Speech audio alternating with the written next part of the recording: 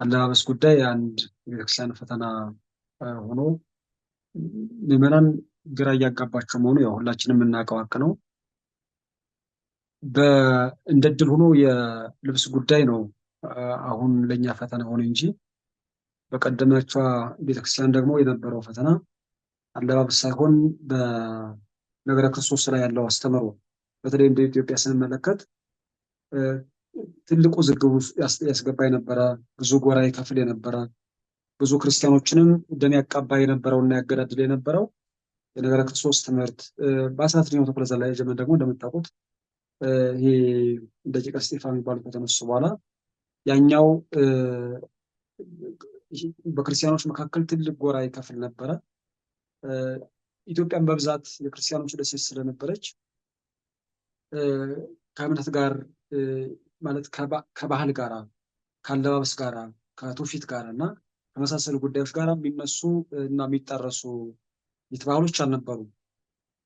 19ኛው ክፍለ ዘመን በነጮቹ የአብርሆት ዘመን የሚባለው እንደመጣና የደቂቀ እስጢፋኖስ መነሳሳት እየጎለበትም ከሄደ በኋላ እንደምታስታውሱት የነጮቹ ወደ ኢትዮጵያ በተደጋጋሚ መምጣት መመላለስ፣ ከዛ ደግሞ ይፈልጉት የነበረው ምኞት አለ። ኢትዮጵያን በራሳቸው ልክ፣ በራሳቸው አስተምሮ፣ በራሳቸው እምነት፣ በራሳቸው መምህራን የመቃኘትና የመምራት በራሳቸው ፖለቲካ ሲስተም ውስጥ የማስገባትም እቅድ ስለነበራቸው በተደጋጋሚ በህዝቡ መካከል ሊለያዩ የሚችሉ ጉዳዮችን ያነሳሱ ነበር። ለምሳሌ እገሌ ሸማኔ ነው፣ እከሌ ባሪያ ነው፣ እከሌ ቡዳ ነው፣ እከሌ እንደዚህ አይነት ዘር አለበት፣ እከሌ እንደዚህ አይነት ጉዳይ ያለበት ነው የሚል ታርታ የሚመስሉ ነገር ግን ሰውን ከማህበራዊ ህይወት፣ ከሴቱ፣ ከትውፊቱ፣ ከባህሉና በክርስቶስ አንድ ነኝ ብሎ የሚያምነውን አካል ሊለያይ የሚችል አመለካከትና አስተሳሰብ ይዘሩ ነበረ። ያኛው ተግዳሮትና ያኛው አስተሳሰብ እያደገ ሄዶ እንደምታውቁ ዘመነ መሳፍንት የሚባለው ወደ 70 ምናምን ዘመን የነበረው የመሳፍንት ዘመን የተወለደው በዚህኛው መለያየት ነው። ታርታ የሚመስሉ ከዛ በኋላ መካከል ላይ ደግሞ ልክ እንደ ማጣፈጫ እንዲያገለግላቸው እምነት ጨመሩበት። በተለይ ጸጋና ቅባት የሚባለውን ጨመሩበት። ልዩነቱ በጣም እየሰፋ ሄዶ ከዛ በኋላ ነው በአፄ ቴዎድሮስ በነበረው ጉዞ ላይ ይሄ የፖለቲካ ጉዳይ በጣም እየወጣ ሲሄድ የእምነቱ ጉዳይ እየረገበ ዘር መማዘዙ አጥንት መለየቱ እንዳለ ቢሆንም ለተወሰነ ጊዜ ረገብ እንዲል ሆኖ ነበረ። አሁን በእኛ ዘመን ላለችዋ ቤተክርስቲያን ደግሞ ፈተና የሆነባት እንደምታውቁት አለባበስ ነው። ባህታ ቤተክርስቲያን ዘንድ ስትሄዱ የአለባበስ ጉዳይ ችግር የለባቸውም፣ እንደዛም አይጨነቁም። ያ ማለት ግን አገልጋዮቻቸው ቤተመቅደሱ ሲሄዱ የሚለብሱት አለባበስ ይለያል ወይም ደግሞ በዓለም እንደሚያደርጉት ነው ማለት ግን አይደለም። እነሱ ይሄ አብዛኛው የምዕራቡ ዓለም አካላትም እንደመሆናቸው በሱም ጥግ እንዳሉ እና በሱም አብረው እንደሚኖሩ ወገኖች ስናስብ ይሄ የግሪኩ ፍልስፍና ተነስቶ ቀጥታ የተንሰራፋው በአውሮፓ ምድር ውስጥ ስለነበረ ያኛውን ደግሞ ቶሎ የመቀበል፣ ቶሎ የመጋባት፣ ቶሎ የመላመድ ስሜት ነበራቸው። ቀጥታ በአለባበስ ዙሪያ ላይ ስንመለከታቸው እነሱ ከኛ ጋር ምንም የሚመሳሰሉበት የለም። ካልተመሳሰሉ እኛ ጋር አሁን ያለው ኦርቶዶክሳዊ አለባበስ ከየት መጣ ካልን ደግሞ ቅድም በመጀመሪያው ሀሳብ አንስቼዋለሁ። እንደምታውቁት የእኛ ቤተክርስቲያን ቀጥታ ከኦሪት ወደ ወንጌል ነው ሽግግር ያደረገችው። ከኦሪት ወደ ወንጌል ሽግግር ስታደርግ የሚያገለግሉ ካህናት ነበሯት፣ ሌዋውያን ነበሯት፣ እንዲሁም ሊቀ ካህንም ነበራት። በዛውም ላይ በኦሪት ዘሌዋውያን እና በእያንዳንዱ የስርዓት መጽሐፍ የነበረው በታልሙድ፣ በያሻር፣ በኒካኖስ የሚባሉት መጽሐፍት ላይ የተቀመጠው የአይሁድ የአለባበስ ስርዓትና እንዴት መኖር መቆም እንዳለባቸው የሚያዘውን ትእዛዝ ኢትዮጵያ ስትፈጽም ነው የኖረችው። ገና ወንጌልን ከመቀበሏ በክርስቶስ ቤዛነትና ድነት ሙሉ ዓለምነት ከመግባቱ አስቀድሞ ማለት ነው። ያኛው አለባበስ ለምሳሌ እኔ አሁን የምታያችሁ ሻሽ ጥምጥሜ ነው። ሻሽ መጠምጠም በብሉይ ኪዳን የነበረ የካህናቱ ልማድ ስርዓት ነው። ካባ እንደዚህ አድርጎ መገለጥም የነሱን የነበረው። ግን እኛ ወደ አዲስ ኪዳን ስንመጣ የነበረ ስርዓት አለ። በጎ ትውፊት ነው፣ በጎ አለባበስ ነው። ይህን ወደ አዲስ ኪዳን እንዳለወጥ ነው። ሻሹን የክርስቶስን አክሊል እንድናስታውስበት ክርስቶስ ለእኛ ቤዛነት ለመክፈል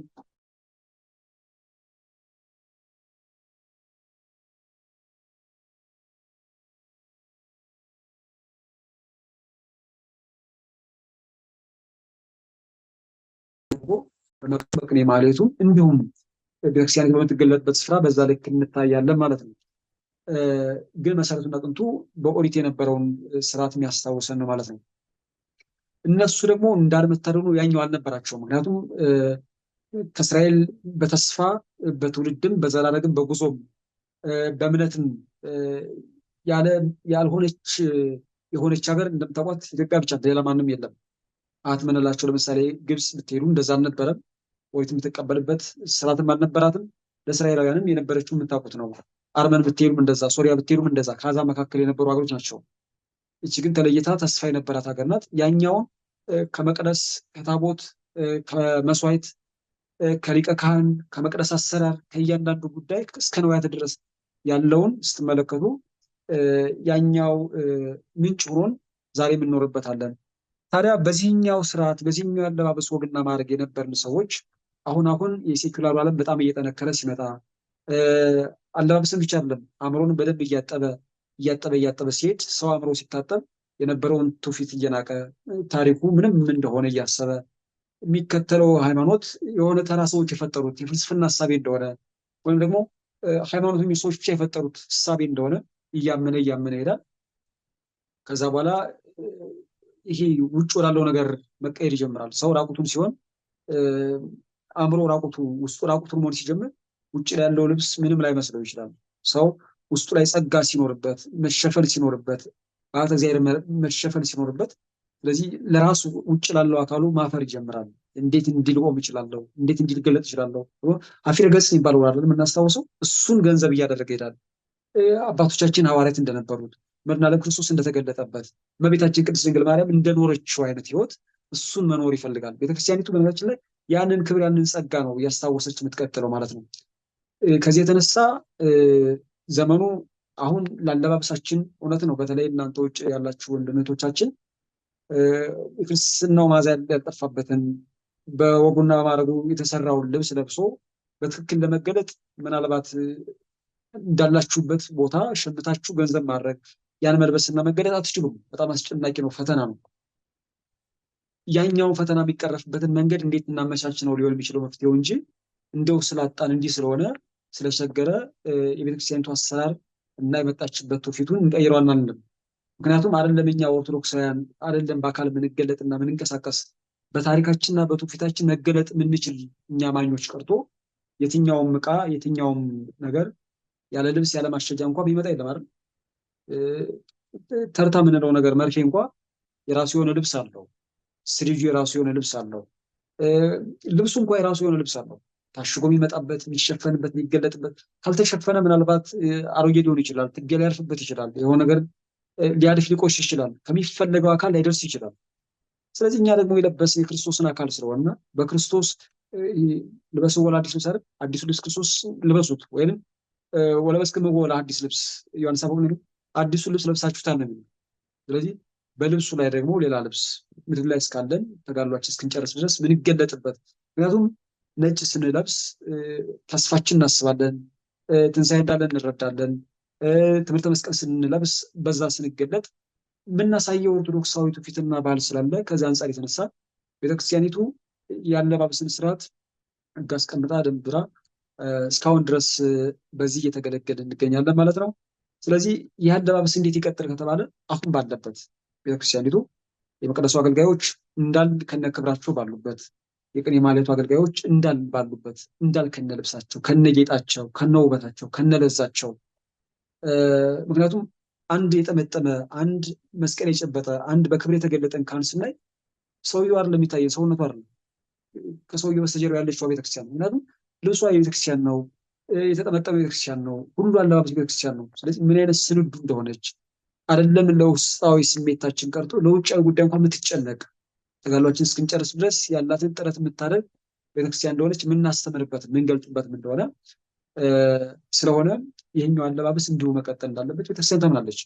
እንግዲህ ይሄ እንዳልኳችሁ ቅድም ዘመናዊነቱ በጣም እያየለ እየበረታ ሲሄድ ብዙ ሰው የሚፈልገውን እያጣ ሲመጣ ከቤተክርስቲያን የሚርቅ ከሆነብን ይህ ካላደረግኩ ይህኛውን ስላጣው ይህኛውን እንዴት ልቀር የሚለው ነገር ቅድም የኔታ እንዳሉት ወደፊት አባቶቻችን በሲኖዶስም ሆነ በሊቃውን ሀሳብ ተሰጥቶበት በደንብ ተወስኖ የአለባበስ ጉዳይ ሊታይ የሚችለው ነው የሚሆን ማለት ነው። ከዛ በተረፈ ግን በቻልነውና በሆንነው ልክ ያንን ማስቀጠል አንዳንዴ ለምሳሌ በእስልምና ውስጥ ያሉ ወንድሞቻችን ስታዩዋቸው በአለባበሳቸው ምን ያክል ኢንፍሉዌንስ እንደሚያደርጉ ታውቁታላችሁ።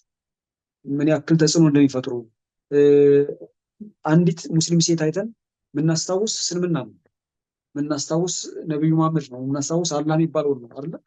የምናስታውስ መካ መዲናን ነው የምናስታውስ ከሆነ ከ570 ዓመተ ምህረት አካባቢ የሆነ የተወለደ ነቢይ እና በ600 አካባቢ ደግሞ የሆነ የተገለጠለት አካል እንዳለ ያን እንዳስተማረ ነው የምናስተው። ስለዚህ በአለባበሳችን የምናሳየው የክርስቶስን ቤዛነት፣ ድነት፣ የቤተክርስቲያን በጸጋ መሸፈን በኋለኛው ሰዓት የምናገኘውን ጸጋ ክብር ልልና ስለሚያሳይልን ይህንን ለማስቀጠል እያንዳንዳችን ጥረት አለ፣ ድርሻ አለ። ሰው ከነባህሉ ከነትውፊቱ እያንዳንዱ ከነእምነቱ ከነዶግማው እንዲሞት እንዲያረጅ እንዲቀበር ማለት የእያንዳንዳችን ድርሻ ይፈልጋል ማለት ነው። አለባበሳችን እንዲቀጥል እንዲሁ ይቀጥል።